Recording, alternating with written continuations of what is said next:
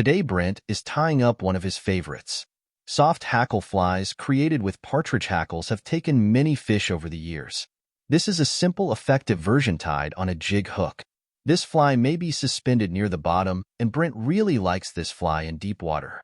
Purple is one of the most recognizable colors in deep water. The movement also makes it a great searching pattern. This fly is tied on a TMC 403 BLJ size 10 hook with a 1/8 purple slotted tungsten bead. Brent is tying with a 6/0 fluorescent orange thread. The tail is partridge fibers. The rib is gold oval tinsel. The body is UV purple ice dub blended with semper seal fibers. The collar is folded partridge hackle. G'day folks, today on the bench we got you a nice little soft hackle jig coming up. Size 10 jig hook in here, like using a Temco 403 barbless jig hook. I'm going to be using a partridge skin on this fly here. I'm getting my tailing materials back in here. I'm going to grab some of this nice larger colors in the back here. That's where those are actually a little longer than I wanted. I use those for tails, that'll be fine. So we got our thread on the shank here. Partridge skins are a little pricey, but they're just a great material. Taking a piece off of my browner feather off the back. If you want, you can take both sides off.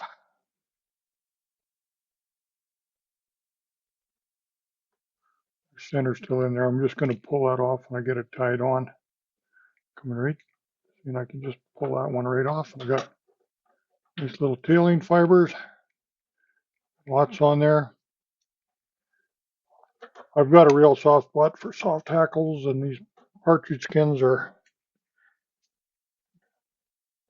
very sought after. I go through quite a few partridge skins. Now the rib, I'll just be using some gold oval tinsel. I got some 6/0 red thread on there, fluorescent orange actually.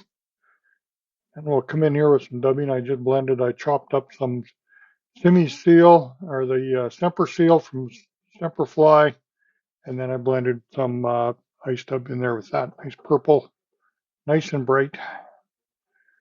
I like these jigs. They're going to be down deep, and the purple's a great color down there. In deep water, you can't beat purple. Get a bit of a taper on that.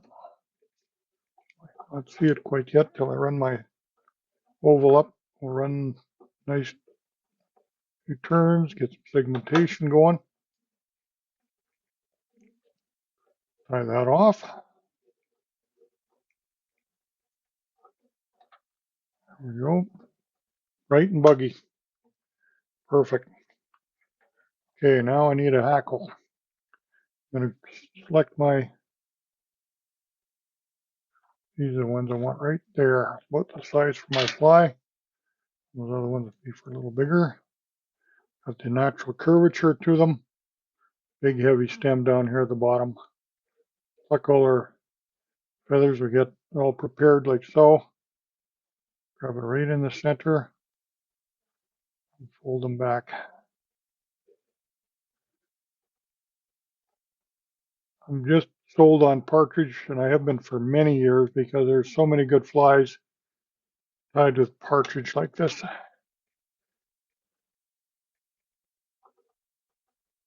You're gonna have to save your allowance a little bit to buy these skins. They're one of the more pricey hackles you can buy, but you see how many fish you catch with them.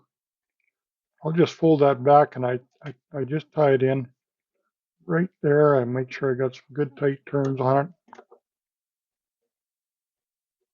Got it right close to thread. And we'll just finish it off right behind the eye. The bead. And that's okay. I like it flared out like that because in the water, it's going to pulsate. And these speckled hackles, it's pulsating in the water because you're going to probably hanging this under a cork, and you can strip this fly too. It works really good strip. But this is really going to breathe. That's like what a spay hackle does to a salmon. That's what that'll do for a rainbow trout or anything you want to pursue. But you can use the smaller hackles on smaller flies. You got all kinds of them on the skin there too. You can get right down here with some really small stuff, 14s, 16s even, for other pheasant tails and you name it. They're just no end to it. And make sure I'll just put some head cement on that. Get that in the water, take it for a swim, and you're going to be so happy with that because, like I say, when it's wet, it's going to cover the shank really well. It looks good, but it's always pulsating, always working. A really easy fly to fish, and it will really put a lot of fish in the net for you. So I'd like to thank you again for tuning in today, and we'll look forward to seeing you on the next video.